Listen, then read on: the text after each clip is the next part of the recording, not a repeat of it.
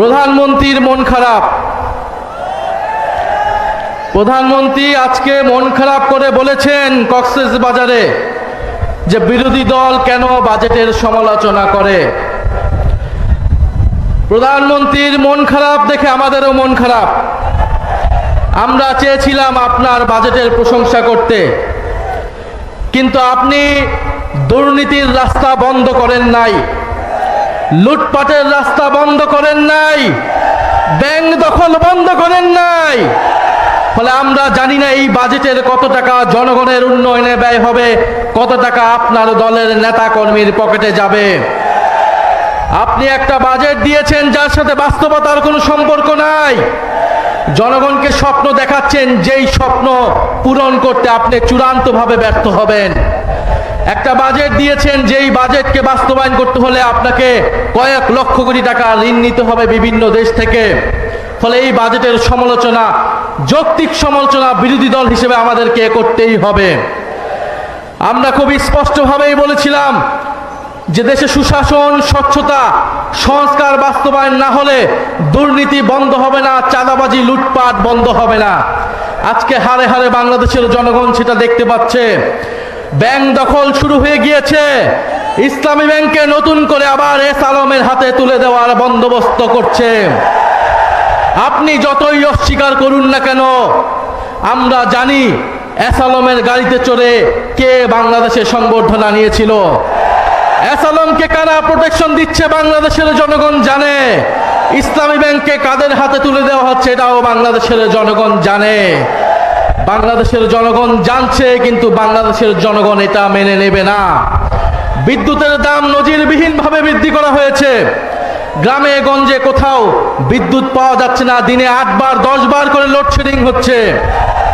বিদ্যুতের দাম এই সরকারকে বাড়াতে হবেই, কারণ এই সরকার আওয়ামী লীগের সরকারের করা অসম চুক্তিগুলো এখনো বহাল রেখেছে।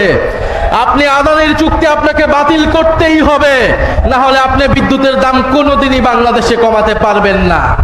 ফলে আপনি আদানির চুক্তি বহাল রাখবেন, আপনি ইসলামী ব্যাংকে নতুন করে ইসলামের হাতে তুলে দিবেন, আপনি দুর্নীতি, চাঁদাবাজি বন্ধ করার জন্য কোনো ধরনের সংস্কার করবেন না, আর আপনার বাজেটকে বিরোধী দল প্রশংসা করবে, এটা বিরোধী দল থেকে অনেক বেশি প্রত্যাশা করা হয়ে যাচ্ছে।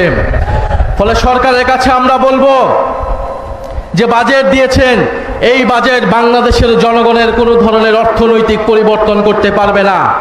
বাংলাদেশের উন্নয়ন করতে হলে আগে আপনাকে গণভোটের গণরায় অনুযায়ী সংস্কার করতে হবে, পুলিশ সংস্কার করতে হবে, দুদক সংস্কার করতে হবে, বিচার বিভাগ সংস্কার করতে হবে। গতকালকে এই খবর দেখলাম যেই আপনাদের চট্টগ্রামে বাংলাদেশের ক্রিকেট টিমের একজন ক্রিকেটারকে পুলিশ তুলে নিয়ে এসেছে, ডিবি তুলে এনে নির্যাতন করে দিয়েছে, এবং স্বরাষ্ট্রমন্ত্রী আজকে কক্সবাজার গিয়ে বক্তব্য করছে। ফলে এই যে পুলিশ সংস্কার হয়নি, জনগণের উপরে আবারও জুলুম নির্যাতন নেমে এসেছে। সরকার আবারও পুরনো স্বৈরতন্ত্রের পথে হাঁটছে। সরকার যদি স্বৈরতন্ত্রের পথে হাঁটে, জনগণকেও অভ্যুত্থানের পথে হাঁটতে হবে। ফলে সংসদকে জনগণ থেকে বিচ্ছিন্ন করে ফেলা হচ্ছে। জনসংশ্লিষ্ট ইস্যুতে বিরোধী দলকে সেখানে কথা বলতে দেওয়া হচ্ছে না।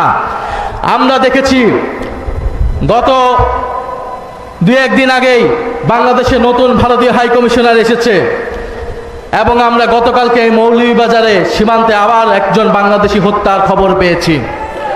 ফলে উনি এসে যেই সুসম্পর্ক এবং বন্ধুত্বের কথা বলেছে, আমরা স্পষ্টভাবে জানিয়ে দিতে চাই, সীমান্তে কাঁটাতার এবং বন্দুক দিয়ে, নদীতে বাদ দিয়ে কোনো বন্ধুত্ব হয় না। এবং বাংলাদেশ এবং ভারতের আকাশ এক নয়, বাংলার মাটি আর ভারতের মাটিও এক নয়। সেই ফয়সালা 1947 সালেই হয়ে গিয়েছিল।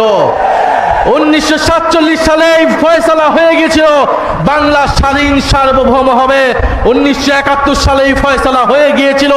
2024 সালে পুনরায় আবার ফয়সালা হয়ে গিয়েছিল বাংলাদেশে কোনো আধিপত্যবাদী শক্তি থাকবে না, বাংলাদেশে কারোর সাথে বাংলাদেশ আপোষ করবে না।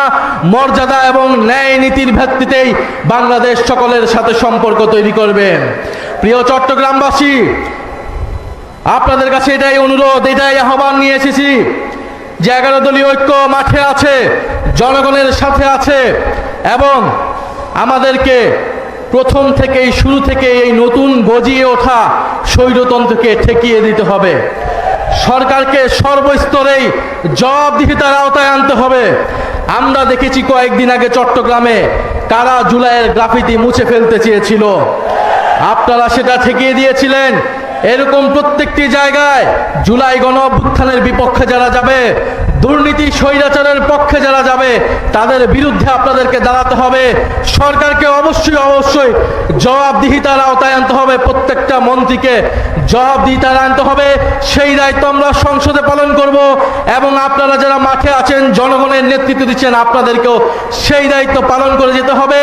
সরকারের হাতে খুব বেশি সময় নেই যদি সরকার এইভাবেই চলতে থাকে। ফলে সরকারের প্রতি আমরা আহ্বান জানাবো, জনগণের পক্ষে আসুন, জুলাই গণ অভ্যুত্থানের পক্ষে আসুন, নতুন বাংলাদেশের পক্ষে আসুন। আমরা সকলে মিলে ঐক্যবদ্ধভাবে এই বাংলাদেশকে আবারও নতুন করে গড়ে তুলবো ইনশাআল্লাহ। সবাই দোয়া রাখবেন। আবারও দেখা হবে। লড়াই আমাদের চলমান থাকবে, সংগ্রাম আমাদের চলমান থাকবে। আসসালামু আলাইকুম রহমতুল্লাহ। ইসলামী ব্যাংক ইসলামী না হলেও সেটা যে জামায়াত ইসলামীর রাজনীতির অর্থ যোগানদাতা সে বিষয়ে কোনো সন্দেহ নেই। সে কথাটি শেখ হাসিনার সরকার জেনেছিল বলেই ব্যাংকটিকে জঙ্গি অর্থায়নের কবল থেকে মুক্ত করার চেষ্টা করেছিল। 2024 সালের আগস্টে তথাকথিত গণ অভ্যুত্থানের নামে দেশ দখলের সঙ্গে সঙ্গে ইসলামী ব্যাংক আবারও জামায়াতের হাতে চলে যায়। ইউনূস তাদেরকে সে সুযোগ দেন। আবারও শুরু হয় জঙ্গি এবং রাজনৈতিক অর্থায়নের সেই পুরনো খেলা। আর এখন বাংলাদেশের জাতীয় সংসদে দাঁড়িয়ে স্বয়ং স্বরাষ্ট্রমন্ত্রী সালাউদ্দিন আহমেদ সেই বিস্ফোরক তথ্য দিচ্ছেন কিভাবে ইসলামী ব্যাংকের আরডিএস প্রকল্পের 11,000 কোটি টাকা জামায়াতের নির্বাচনী বৈতরণী পার করার কাজে ব্যবহার হয়েছে। এটা শুধু অবিশ্বাস্য নয়, এটা রাষ্ট্রের বিরুদ্ধে সংগঠিত এক সুপরিকল্পিত অর্থনৈতিক যুদ্ধ। রাষ্ট্র এখানে হেরে গেছে। কোনো সভ্য গণতান্ত্রিক দেশে এরকম ভাবে একটি ব্যাংক কোনো রাজনৈতিক দলের নির্বাচনের ক্যাশ বাক্সে পরিণত হওয়ার নজির নেই। কর্পোরেট অনুদান হয়তো আছে, লবিং আছে, কিন্তু ব্যাংকের ঋণের টাকা সরাসরি ভোট কেনার কাজে খরচ করা, ধর্মীয় প্রতিশ্রুতির মোড়কে প্রান্তিক নারীদের বিবেক কিনে নেওয়া, ভোট কিনে নেওয়া, এটা বিশ্বের ব্যাংকিং ইতিহাসে এক কলঙ্কজনক অধ্যায়। আর এই কাজটি করা হয়েছে ইসলামের নামে। এই ধর্মীয় মোড়কটাই সবচেয়ে বিপজ্জনক, সবচেয়ে নিকৃষ্ট। একটু গভীরে তাকাই আমরা। ইসলামী ব্যাংকের আরডিএস বা রুরাল ডেভেলপমেন্ট স্কিম মূলত গ্রামীণ দরিদ্র মহিলাদের ক্ষুদ্র ঋণ প্রকল্প। ক্ষুদ্র ঋণ ডক্টর ইউনূস মেলান। এই প্রকল্পে মোট 22,000 কোটি টাকা বিতরণ হয়েছে। আগে 11,000 কোটি এবং 5ই আগস্টের পর নির্বাচনের ঠিক আগে আরও 11,000 কোটি। স্বরাষ্ট্রমন্ত্রীর ভাষ্য অনুযায়ী এই শেষের 11,000 কোটি টাকার কোনো হদিস নেই। এটা ব্যাংকের স্বাভাবিক ঋণ বিতরণ ছিল না, এটা ছিল সুপরিকল্পিত রাজনৈতিক বিনিয়োগ। ডক্টর ইউনূসের বিনিয়োগ, জামায়াত ইসলামীর বিনিয়োগ, জামায়াত ইসলামীকে ক্ষমতায় বসানোর জন্য। একটু হিসেব করলেই বোঝা যায় এই 22,000 কোটি টাকার বিনিময়ে জামায়াত 68 জন সংসদ সদস্য সংসদে পাঠিয়েছে। প্রতিজন এমপির পেছনে গড়ে খরচ হয়েছে প্রায় 323 কোটি টাকা। আর এই টাকাটা এসেছে সাধারণ আমানতকারীর জমানো অর্থ থেকে। পদ্ধতিটা কিন্তু আরো ঘৃণ্য। গ্রামীণ নারী গ্রাহকদের বলা হয়েছে দাঁড়িপাল্লা মার্কায় ভোট দিলে বেহেশত নিশ্চিত। সেই সঙ্গে হাতে তুলে দেওয়া হয়েছে নগদ 10,000 টাকা, আর প্রতিশ্রুতি দেওয়া হয়েছে আরো 10,000 টাকার কিস্তি মাফের। এটা শুধু ভোট কেনা নয়, এটা একজন নিরক্ষর দরিদ্র মুসলিম নারীর সবচেয়ে গভীর বিশ্বাস, বেহেশতের আকাঙ্ক্ষা, সেটাকে পণ্য বানানোর অপরাধ। যুদ্ধাপরাধীর দলটি 1971 সালে যেভাবে ধর্মের নামে মানুষ হত্যা করেছিল, 2025 সালে এসে সেই একই কৌশলে ধর্মের নামে গণতন্ত্র হত্যা করেছে। চোরের উপর বাটপাড়ির উদাহরণটাও এখানে প্রাসঙ্গিক। 14 গ্রাম সহ বিভিন্ন এলাকায় 10,000-এর বদলে 6 থেকে 7,000 টাকা দিয়ে বাকিটা মেরে দিয়েছে স্থানীয় শিবির ক্যাডাররা নিজেরাই। যে দলের নেতারা দরিদ্র ভোটারদের টাকা পর্যন্ত মেরে দেয়, তারা ইসলামের নামে রাজনীতি করছে। এর চেয়ে বড় প্রতারণা আর কি হতে পারে? লুণ্ঠন এবং দলীয়করণের মহোৎসব এখানেই শেষ নয়। 5ই আগস্টের পর ব্যাংক থেকে 9,000 কর্মীকে সম্পূর্ণ বেআইনিভাবে চাকরিচ্যুত করা হয়েছে। যাদের একমাত্র অপরাধ ছিল তারা তারা জামায়াত বা শিবিরের কর্মী ছিলেন না। খরচ কমানোর হাস্যকর অজুহাত দেখিয়ে ছাঁটাই করার পরপরই 6,000 নতুন কর্মী নিয়োগ দেওয়া হয়েছে, সবাই বেছে বেছে জামায়াত শিবিরের পরীক্ষিত ক্যাডার। এটা কোনো ব্যাংকিং সিদ্ধান্ত নয়, এটা একটি রাজনৈতিক দলের সশস্ত্র ক্যাডার বাহিনীকে রাষ্ট্রের অর্থনৈতিক কাঠামোতে ঢুকিয়ে দেওয়ার সুপরিকল্পিত অভিযান। আর 13,000 জনকে 3 ধাপ লাফিয়ে পদোন্নতি, যাদের আওয়ামী লীগ সরকার কোর জামাতি হিসাবে চিহ্নিত করে পদোন্নতি আটকে রেখেছিল, সেই একটি ব্যাংককে পুরোপুরি দলীয় ঘাঁটিতে রূপান্তরিত করার চূড়ান্ত পদক্ষেপ নিয়েছে জামায়াত ক্ষমতা দখলের পর 2024 সালের 5ই আগস্টের পর। ইসলামী ব্যাংকের ইতিহাসটা বুঝতে হলে 1983 সালে আমাদের যেতে হবে একটু। আন্তর্জাতিক ইসলামী আর্থিক প্রতিষ্ঠান, মধ্যপ্রাচ্যের বিনিয়োগকারী আর বাংলাদেশ সরকারের যৌথ উদ্যোগে ব্যাংকটি প্রতিষ্ঠিত হলেও কাগজে কলমে জামায়াতের কোনো মালিকানা আসলে ছিল না। কিন্তু বিদেশি শেয়ার হোল্ডাররা তাদের প্রতিনিধি হিসাবে মনোনীত করতেন জামায়াত ঘনিষ্ঠদের। এটা এক অলিখিত সমঝোতা, এক অদৃশ্য প্রক্সি সিস্টেম। এমডি থেকে পিয়ন পর্যন্ত নিয়োগে শিবিরের বা জামায়াতের মজলিসে শুরার সুপারিশ লাগতো। জাকাত ফান্ড, সিএসআর ফান্ডের টাকা যেত দলীয় কর্মসূচিতে।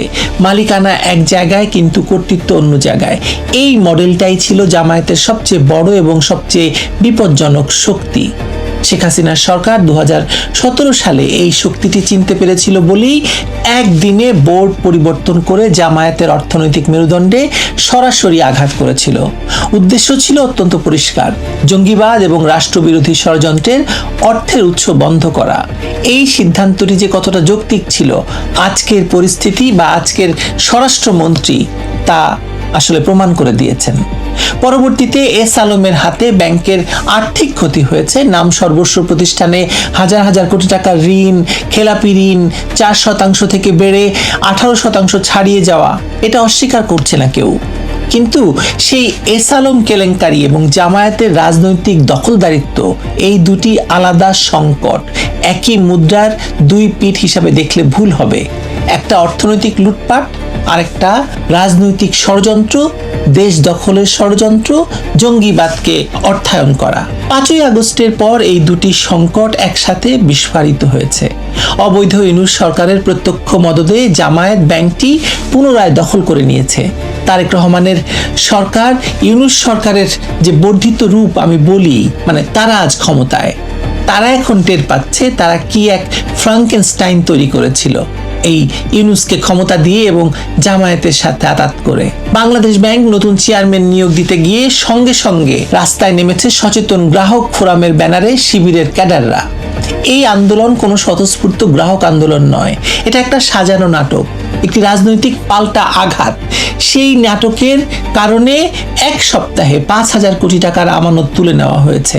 বাংলাদেশ ব্যাংকের কাছে ভিক্ষা চাইতে হচ্ছে আরো 10,000 কোটি টাকার জরুরি সহায়তার। এখন সংসদে চলছে তুমুল বাগবিতণ্ডা। স্বরাষ্ট্রমন্ত্রী সালাউদ্দিন আহমদ যখন তকবির দিয়ে ব্যাংক দখলের সমালোচনা করছেন, তখন জামায়াতের আমির শফিকুর রহমান নির্লজ্জের মতো চ্যালেঞ্জ ছুড়ে দিচ্ছেন, প্রমাণ করতে পারলে নাকি মেডেল দেবেন। এই ধৃষ্টতা লক্ষ্য করুন। যে দলের নেতারা যুদ্ধাপরাধের দায়ে ফাঁসির কাষ্ঠে গেছে, তারা আজ সংসদে বসে হাজার হাজার কোটি টাকার অর্থ কেলেঙ্কারির প্রমাণ চায়। মেডেলের প্রশ্ন তুলে আসলে তিনি স্বীকার করে নিচ্ছেন যে অভিযোগটি তার দলের দিকেই তাক করা, কারণ নির্দোষ কেউ এভাবে রক্ষণাত্মক হয় না। সবচেয়ে বড় কথা, জামায়াত ইসলামীর আমির তো দেশের ধরুন ইবিএল, সিটি ব্যাংক এদের নিয়ে কথা বলেন না, কথা বলছেন কাকে নিয়ে? ইসলামী ব্যাংক নিয়ে। মালিকানা না থাকলে কেউ কি আর এ কাজ করে বলেন, স্বার্থ না থাকলে? ওদিকে অর্থমন্ত্রী আমির খুসরো মাহমুদ চৌধুরী বলেছেন, চেয়ারম্যান নিয়োগে গ্রাহক টাকা তুলে নেয় এমন নজির বিশ্বে নেই। কথাটি সত্য, কিন্তু যা তিনি বলছেন না তা হলো এই আতঙ্ক স্বতঃস্ফূর্ত নয়, এটা তৈরি করা হয়েছে। 2022 সাল থেকে বিদেশ থেকে মানে রাষ্ট্রবিরোধী অ্যাক্টিভিস্টরা ব্যাংক ডুবে যাচ্ছে বলে গুজব ছড়িয়েছে, হুন্ডিতে টাকা পাঠানোয় উৎসাহিত করেছে, ব্যাংকের মাধ্যমে টাকা পাঠায়নি বাংলাদেশে। এটা ছিল একটি সুপরিকল্পিত অর্থনৈতিক সন্ত্রাস। রাষ্ট্রের ব্যাংকিং ব্যবস্থা ধ্বংস করে ক্ষমতা দখলের পথ তৈরির যে ষড়যন্ত্র, সেটা সফল হয়েছে বাংলাদেশে। আর এখন সেই ষড়যন্ত্রকারীরাই ক্ষমতার অংশীদার, সংসদে বসে মেডেলের কথা বলছে। বিএনপি এবং জামায়াতের এই ক্ষমতার সমীকরণটা বোঝাটা আমাদের জরুরি এখন। বিএনপি একদিকে জামায়াতের সঙ্গে ক্ষমতার ভাগাভাগি করছে, অন্যদিকে তাদের অর্থনৈতিক ডানা ছাটার চেষ্টা করছে। এই যে দ্বিমুখী নীতি মূলত ব্যর্থতারই নামান্তর। শুধু বোর্ড আর ব্যবস্থাপনা পরিচালক পরিবর্তন করে জামায়াতকে ইসলামী ব্যাংক থেকে বিমুক্ত করা বা বিযুক্ত করা সম্ভব হবে না, কারণ ব্যাংকের হাজার হাজার কর্মী এখন জামায়াত শিবিরের ক্যাডার। প্রতিটি শাখায় তাদের অনুগতরা বসে আছে। দলীয় আর্থিক লেনদেনের নেটওয়ার্ক পুরো ব্যাংক জুড়ে বিস্তৃত। এই শিকড় এত গভীরে যে শুধুমাত্র চেয়ারম্যান বদলে কিচ্ছু হওয়ার নয়। এই টানাপোড়েনের মাসুল গুনছে দেশের সাধারণ মানুষ, সাধারণ গ্রাহকরা। সেই প্রান্তিক নারী গ্রাহক যার ব্যাংকে জমানো কয়েক হাজার টাকা আছে, সে জানে না তার টাকা দিয়ে কার ভোট কেনা হয়েছে। সেই প্রবাসী কর্মী যে কষ্টের উপার্জন ব্যাংকের মাধ্যমে পাঠান, সে জানে না তার রেমিটেন্স কোন রাজনৈতিক দলের তহবিলে যাচ্ছে। আজকের ইসলামী ব্যাংক সংকট আসলে এই মানুষগুলোর সংকট। তারা কোনো রাজনৈতিক বিতর্কের পক্ষে নয় বা পক্ষ নয়, তারা শুধু তাদের টাকাটা ফেরত চায়। স্বরাষ্ট্রমন্ত্রী সংসদে যে কথাটি বলেছেন, সেটি এই দেশের সচেতন নাগরিক মাত্রেই বিশ্বাস করেন। হয়তো তাদের উচিত হৃদয়ে গেঁথে রাখা এই কথাটি, যে ইসলামী ব্যাংক যেমন ইসলাম নয়, মির্জা ফখরুল ইসলাম যেরকম ইসলাম নন, তেমনি যুদ্ধাপরাধী দল জামায়াত ইসলামীও কোনোভাবে ইসলাম নয়। ধর্মের নামে ব্যাংক দখল, ভোট কেনা, দেশের অর্থনীতিকে জিম্মি করা, এই নোংরা খেলার নাম ইসলাম নয়, এর নাম রাজনৈতিক দুর্বৃত্তপনা, জঙ্গিবাদ। আর এই দুর্বৃত্তপনার বিরুদ্ধে, জঙ্গিবাদের বিরুদ্ধে দাঁড়ানোর সাহস যদি দেশের মানুষ না দেখায়, যেটি শেখ হাসিনা দেখিয়েছিলেন, তাহলে ইসলামী ব্যাংক শুধু জামায়াতের ব্যাংক হয়ে থাকবে না। একদিন এই দেশের পুরো এই অর্থনীতিটা হবে যুদ্ধাপরাধীদের দখলকৃত ভূমি। আপনি কি সেটা চান? নিশ্চয়ই সেটা চান। আর যদি চান, তাহলে সেই বাংলাদেশই আপনি পাবেন। ভালো থাকবেন সবাই।